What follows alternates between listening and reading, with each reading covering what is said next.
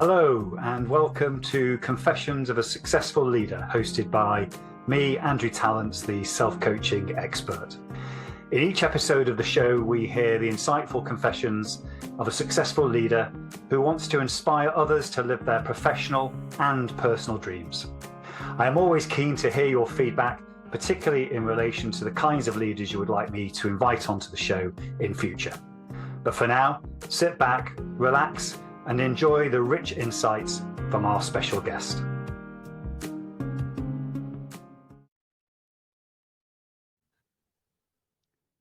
Hello and welcome to another episode of Confessions of a Successful Leader, hosted by me, Andrew Tallents, the self-coaching expert. I'm delighted that Sarah McArthur has joined me in the studio today. Welcome, Sarah.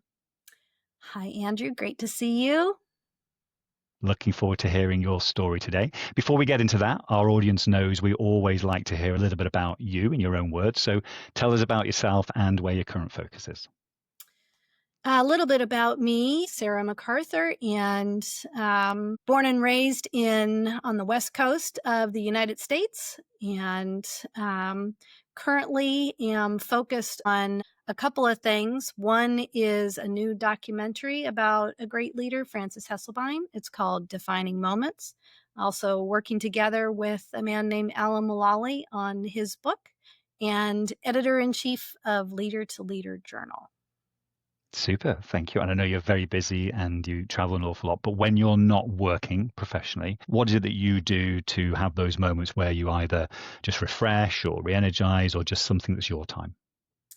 I love to hop in my car and drive to see different types of music. Okay, so eclectic, or is there particular types that you like? Or whatever's interesting me at the moment, I buy a ticket, and a few months later I go, oh, thank you, me, and I'm enjoying something. The other day I went to see a band called the Wood Brothers, who are basically acoustic style, three guy band, and absolutely amazing down near Philadelphia, Pennsylvania. what is it you enjoy about that? Is obviously the music itself, but there's so many elements where you go and do that. What is it you most enjoy when you do these things? The drive. Yeah. The people, watching people, the music, the performers, the musicians, and just being someplace, just for me. My 17-year-old daughter has just started to go to festivals, and she maybe is enjoying different elements, but yeah, it's great when people can get into this and just really feel that atmosphere that's unique, in that moment, isn't it, as well? So excellent. I'm glad I asked you that question. Okay, let's move on then to our first question that we try and get into around your story, and this is really linking in your earliest memories of your childhood and how you now, when reflect on that period, how that informed your early leadership style in life. When I saw this question earlier, I was fascinated by it, and I thought a lot about it. And I was brought up basically in my formative years, quite a lot of the time in a Volkswagen van. And so my parents, my sister and I lived in a van for a couple of few years, traveling Europe, Eastern Europe, Russia, North Africa, Central America, the United States. And that has definitely informed not just my leadership, it's informed who I am and how I see the world. It's had such an impact. I know for me, it's a global perspective that I was raised in. So it's been definitely impacted who I am and my leadership. I love that, and I've not heard that version of the story before, and you're well traveled. So just give the audience a bit more detail around that. What was it like in that kind of environment when you were growing up? What were some of the positives and some of the downsides of that? Oh, well, the positives were the people and looking out the window. I always sat in the back of the van. I wasn't a driver. Sometimes I got to sit in the passenger side. But watching things change, landscape, people, what they look like, what they did, where they were. Sometimes, in North Africa, people were living down low in the desert, in sand homes. And then, in Europe, they were living in these more traditional houses, that we'd see traditionally. It was so fascinating. And The downside was more in the practical manner. So I was pretty little, very young. And one of my jobs oftentimes was to do the dishes. So say we're in Germany, it's freezing cold and we're living in a campground. So I would get to go and do the dishes in the freezing water. Or another thing about living in a Volkswagen van is the restrooms are not inside the van. You have to go get them. So in the middle of the night, I'm pretty little. Go. Those were the downsides. They're very practical. Those were the downsides. And I'm fascinated by, and obviously at the time you wouldn't have necessarily known this, but now in reflection on it, what would you say was the main family dynamic that was happening between your sister and your parents as you were doing this traveling? Such an interesting question. It was my stepfather who took us. He was basically the driver. My mother, who was basically the passenger and oftentimes the navigator. And my sister, who she was a little bit older than I was, so she was more engaging with the people wherever we were. And then there was me, who was just sort of observing and watching all of this, immersing myself and just being a part of everything that was happening. And the dynamic was always shifting, and it was really close. For others, possibly, depending, they might be raised in a home where there's lots of room in the home, and one person could be in the attic, the other person can be out in the yard, but they're all in this thing they called home. And for me, growing up, our dynamic was such that we were in a van, a Volkswagen van, very small. We had a pop top, but that was about the addition to our house. And so that dynamic was, I know that's a different kind of home than a traditional house. And it had wheels. So we were always in a different location, or often in a different location. And a lot of times home was moving. Home wasn't stationary, someplace I would always go back to in the same spot. It was moving. What I'm fascinated by, I don't ask every guest. No, I don't ask every guest this, but I think it's really relevant for you, bearing in mind almost on a daily basis as you were traveling, all of these stories developing around you. Can you remember, as you were doing that, what your earliest dream was in terms of what you wanted to do with your life? And it came right out in, I don't know where we were, but could have been in London my mom would buy me books. She would buy my sister and I books, and she bought herself books. And so I would have books in the back of the van, and I would read, and I learned to write pretty young because that was my focus. I wasn't doing math back there. I was reading and learning to write. One of the first notes, and I still have it, one of the first notes I ever wrote was to my sister, and it's kind of like, backwards, and some of the letters aren't they're backwards. And the note said something like, "Don't take my pencil." It was like, this is what I need to understand the world. Don't mess with it. Don't take this. I really need this because I don't understand. I'm trying to put it all together. So that was that. And that's not really a decision I made. It's just how I process everything that's happening around me. It comes in through the mind and the heart and goes out through writing and speaking. I look forward to finding out more about how that's manifested over the years. But let's go back to maybe late teens. So I'm really interested now, as you start to form, your brain is getting towards its, really being shaped at this point about how it's going to start affecting your behavior in those late teens and early 20s. So just tell us a bit about them. What were you noticing at that point because of the way that you lived your life, and what was happening to you around then?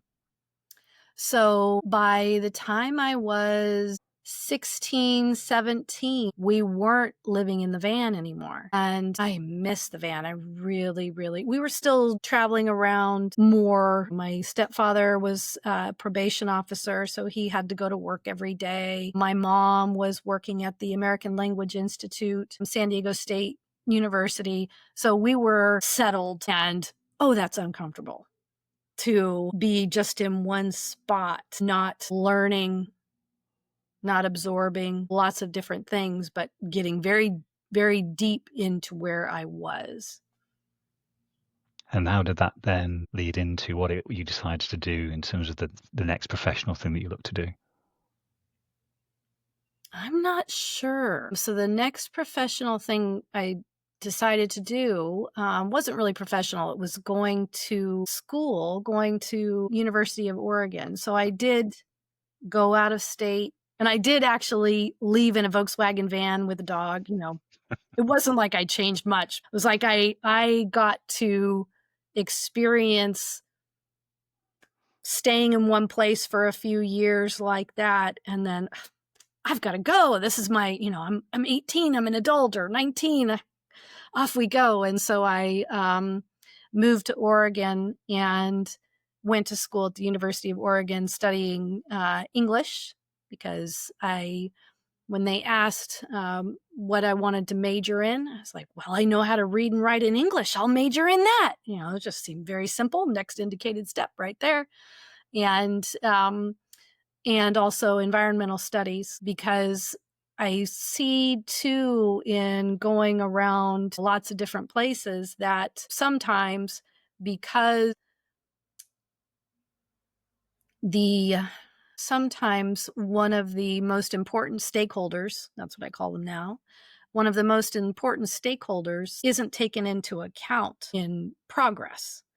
So where we live and how we treat where we live and the other creatures there aren't taken as much into account in the name of human progress. And so I studied environmental studies.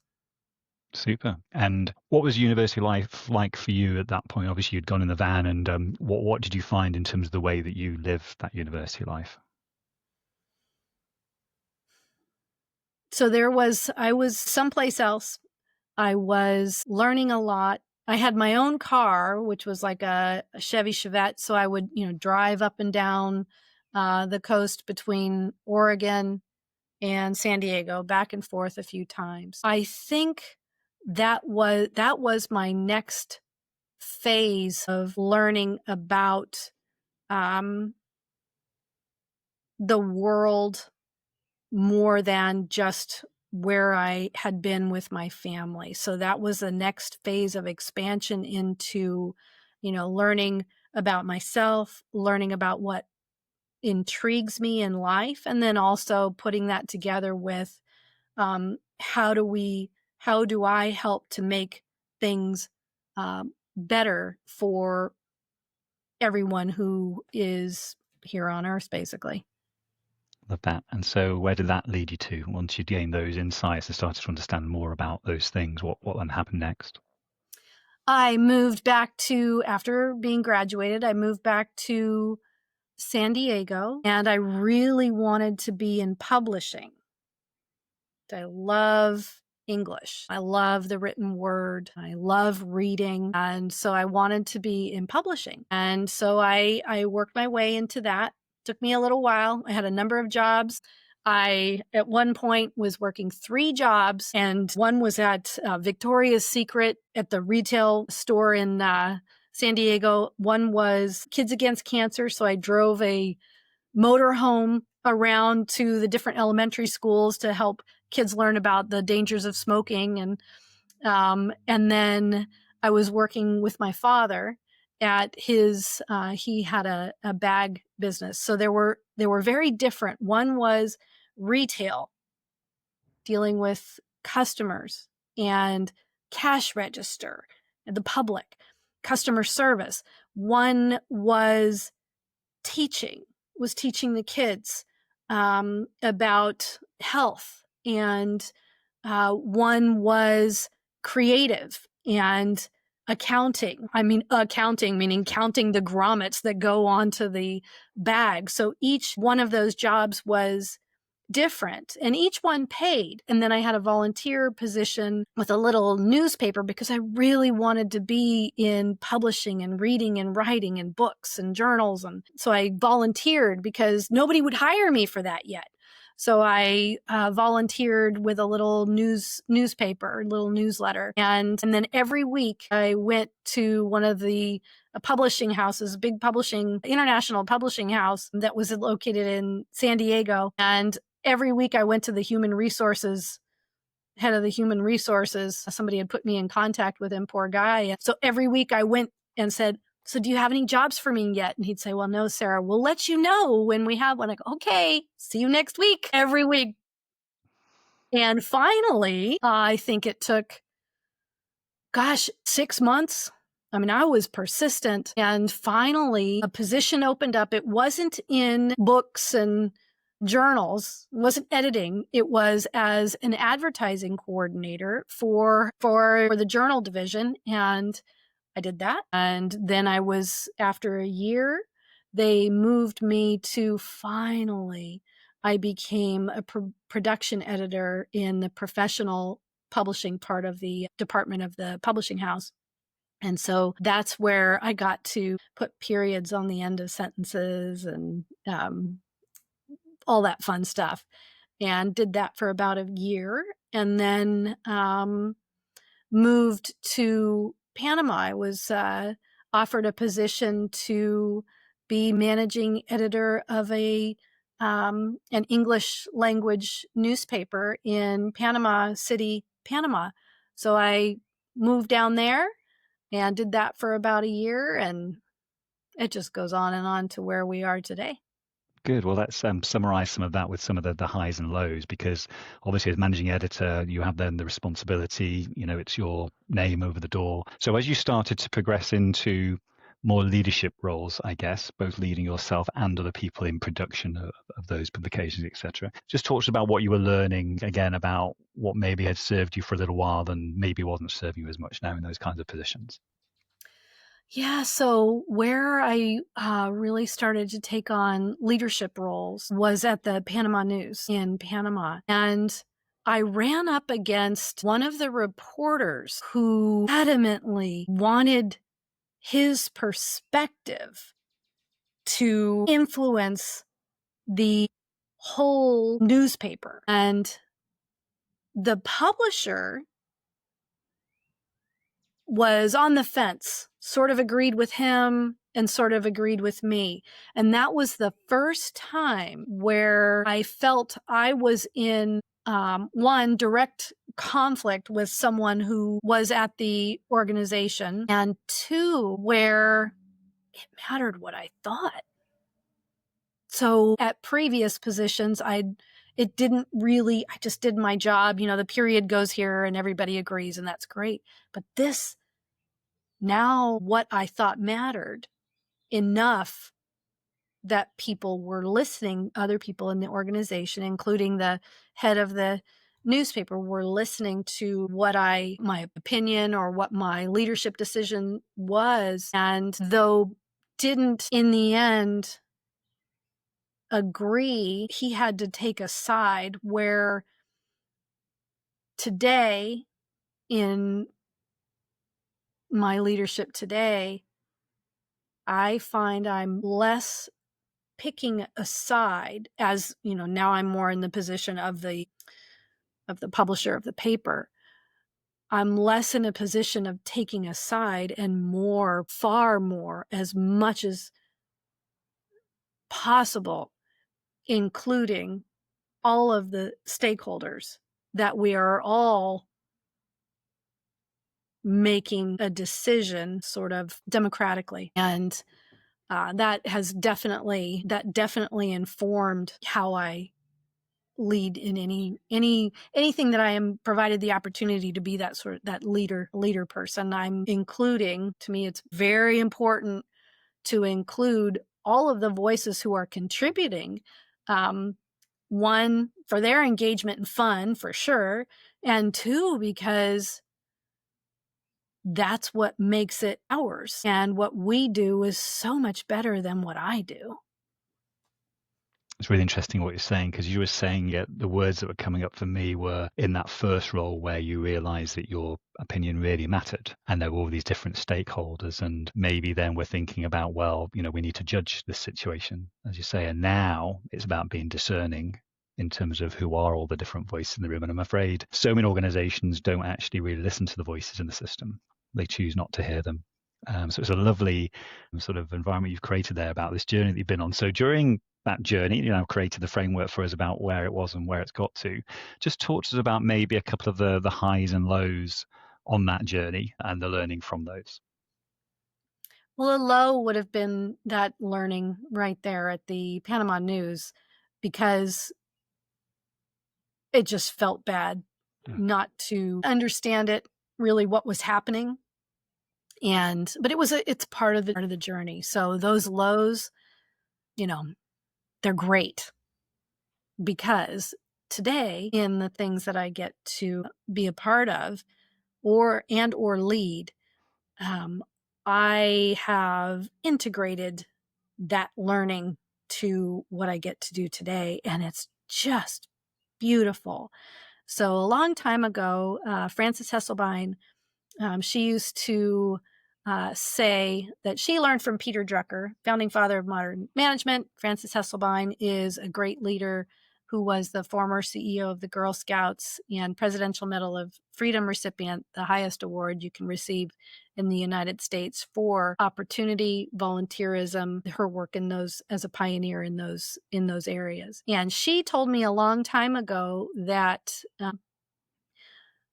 we always ask ourselves this question. So she would always ask me this question when we would go to lunch. And the question is, what do you see when you look out the window that's visible but not yet seen by others? And so I worked on this, I answered at the time, and then every time I saw her, she would ask me again, and I just kept refining. My answer to this question actually became the basis of a book that Frances and I did with Marshall Goldsmith, and Alan Mullally wrote the foreword. And it helped me to formulate my life's mission and purpose, which is the overall umbrella for everything I do. Like being a part of this podcast falls right under that umbrella. And the mission is working together towards a bright future for all. So that's been a highlight, is getting to learn from Frances and her mentorship and friendship, and in helping me to formulate that mission. And within that mission, I get to work together with people who are working together towards a bright future and support them. Because I know when I do support people, just like anybody, if I'm supporting someone in their life's purpose, their mission, oftentimes it really does strengthen what they're doing. So in supporting, say, Marshall Goldsmith for a number of years in different ways, I know that has a lot to do with his influence. And I love that. I love that I get to support in that way. What's coming up for me now is that when you asked that question and you kept refining the answer, it almost took me back to when you were looking out the window of the VW van, noticing things that maybe other people weren't noticing in terms of the way you were writing and what was coming in for you. So I love that link. Now, the audience might be wondering, because you have shared with us that it wasn't something necessarily that you thought about because it was happening to you. You started to write at a very young age and found a passion for that. So you've been following your dream and living your dream for a long time. So for those people out there that may be listening to this or watching this, and they know they have a dream, and they may be in their 40s now or their 30s or their 20s, and yet they don't see any way of necessarily living that dream for whatever self-limiting beliefs or situation they find themselves in, what one piece of advice would you give to them? I would say, not probably the typical, I would say find the person in your life right now who is supportive of you following your dream or expanding on that purpose that you have. And find that person, be it a mentor, a friend, a colleague. Find that person and start talking with them more about what you want to do, so that it gets out into the world and becomes real, so that it becomes something that's out in the world. It's been witnessed, acknowledged, heard by someone else who can help you grow in that area and lead you in that direction. I love that. And there are so many people now that have demonstrated this in today's world of being able to set up side hustles, and it doesn't need to be risky now to start living your dreams. So I love that advice. So I've got time for a couple more questions, and they're not simple questions necessarily. Some of them are a little bit deeper. But the first one is, we're all constantly learning. You describe what you do in your life now. But if you were to really reflect on how you still get in your own way as a leader in what you do, you're obviously leading a movement, you're leading how you show up in the world to help other people as well. But how do you still get in your own way? What a great question. How do I get in my own way? Sometimes I procrastinate. It's part of my process. I know that, but it's not a part of my process that I particularly enjoy. No. It's a part of my process that kind of makes me feel bad. Like I'm not doing something. So procrastinate. And then also with procrastination comes a lack of encouraging who I am. And if that is a part of who I am, it's okay. It's okay. And so that might hold me back, is that, pushing myself and then pooping out. No, exactly. And I've heard others, describe this before, and I think you're absolutely right. I think if it's coming from a positive place within us, where we're actually procrastinating because we know we just need to let the creative process develop, that's one thing. But if it's coming from a negative place, then sometimes Right. I think that's where we can become more aware. So I'm hearing what you're saying. And what I'm really fascinated by as well is if you actually look at what you're doing now in your life, and you've been leading up to this, and obviously the influence that you have and the number of people you can affect now through what you do, how do you make sure that you do look after self in the sense of putting the oxygen mask on so you are there to serve other people? I am so fortunate that I am able to participate in the world in the way I do. I am so fortunate. And there's a lot going on in the world, and it can be overwhelming. And so I'll do for myself practices, or I come up with sentences that will help me in continuing to move through whatever's happening. So one is: chaos without, calm within. Chaos without, calm within. And that's one way of, there's so much happening in the world, and acknowledging it, and then calm within. Another thing, I get, these lessons that I have, or learnings that I have, they go on and on and on, and I'll really learn, talk with others, talk with my friends, my close friends, and get these things down to a manageable sentence. That's the editor in me. Get something down so I can remember it. Otherwise, it's just so long I can't remember it. So things like that: chaos without, calm within. Another one that I focus on is I want to be who I want to be, regardless how I feel about you. Whether I love you to death or hate you with all my heart, which of course I would never do, I want to be who I want to be. And that helps me remember that it's about my principles and my values, who I am, no matter what. Whether I love you to death and I would just do anything for you. Don't do that, Sarah, because it'll probably hurt. Or I don't really like you, and I don't know how to be nice. That's not it either. It's staying as much as I possibly can aligned to who I am, who I want to be. And I know who I am is kind, loving, funny, strong, curious, open-minded. I know who I am, and I want to stay that way regardless of you. Again, with that the external and the internal. So I focus on these things a lot. Thank you. I've managed to find a bit more time, actually, Sarah, because I'm just intrigued. Now, this is coming to my head, so let's go with it. I'm enjoying our time together. Because of the experience that you have, and because of what you've seen and the people you've worked with, I'd love you to just think about our generation of leaders in the world. is now trying to process and understand how to accommodate 5 generations of employees in the workforce. And it's always the young people, the youngest generation, that get it in the neck. So what is it that our generation can do to ensure this inclusivity, to ensure that everybody can work together to make the world a better place? I'd really love your views on that.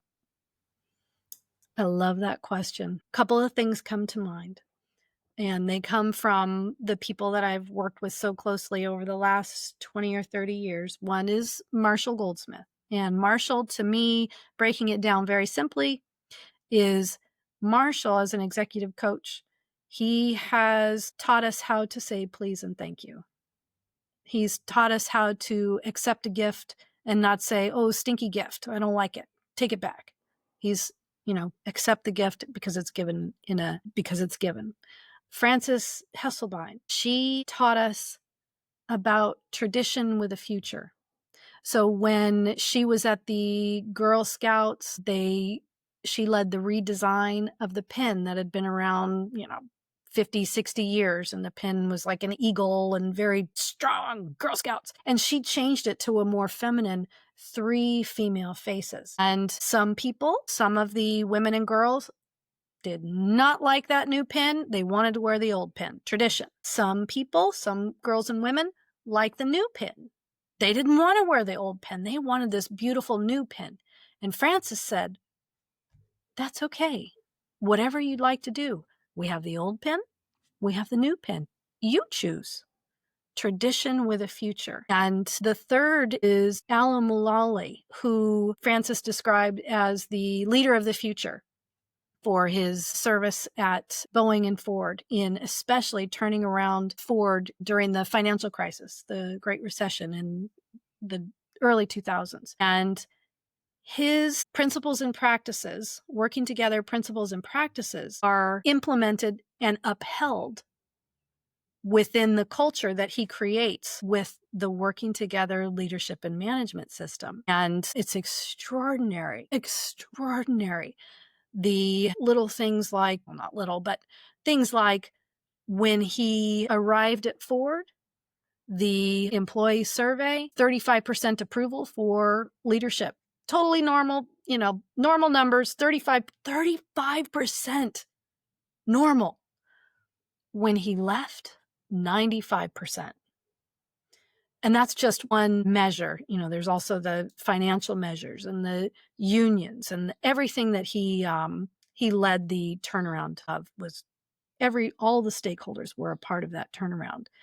And so those are who I have learned from to help to include all the generations. The older generations, the reason we're alive today is because they helped get us here. The younger generations, the decisions they make today, the choices that they make today are creating their future. So we want so much not to necessarily make them do things the way we do them. We want to so much help them be the people who make the choices that create a bright future for them. We probably won't be here. So I also look at, in my time of life, I sort of feel like a bridge between a couple of generations on one side, a couple of generations on the other side, and I sort of feel like this bridge that's helping us go from tradition with a future. I feel like the width. I feel like what is that? The conjunction. I feel like the conjunction of this era. I love that. And there's words that come to me immediately from what you've said, which I think everyone can really learn from. And I'm not particularly necessarily as good as I could be, is this acceptance and compassion. And I think when they are in practice from all generations, obviously we can achieve what you're talking about. So I have got time for 2 questions and 2 short answers, please. It'd be lovely. So I'm taking it now because this is all off the hoof and spontaneous. But you did say obviously about being funny, and I'm a lover of the written word in terms of comedy. So I'm interested in your view. Who do you think has been the funniest writer in terms of the people you've come across? It might be just your own personal view, but in terms of writing, not stand-up, but in terms of writing, who comes to mind for you? Monty Python. Yes, I love that too. And it still stands a test of time, doesn't it? Still stands a test of time. Heaven. Excellent. Good. And my final question to you, it is an important one. Obviously, you've described what you're doing now, but in terms of the legacy that you want to leave behind and what's yet still to happen for you going forward, what is that? And if people want to get in touch to help you with that, how can they do that? Not so. The legacy, I am carrying as best I can the torch of principles-based how to be leadership that Francis passed to me and us forward. So to me, most important is leaving a legacy, if people remember that, of humility, love, and service, and what that does to create a better world for all. And to get a hold of me, you can go on my website, sarahmcarthur.com, and learn about Leader to Leader, the documentary, and other works. And also Sarah with an H at sarahmcarthur.com is my email. Reach out. Lovely. Well, I really appreciate all the time you spent with us today, Sarah. It's been fascinating hearing about your roots and the journeys and all those stories that were coming through you at that time to what it is that you do today. And I really appreciate you being on the show with us. Thank you. I hope you enjoyed this episode of Confessions of a Successful Leader. You can access all previous episodes of the show at confessionsofaSuccessfulLeader.com. If you are interested in finding out more about conscious leadership and self-coaching, just type in Andrew Tallents into LinkedIn or your favorite browser, and you'll find my contact details and all the content that you need.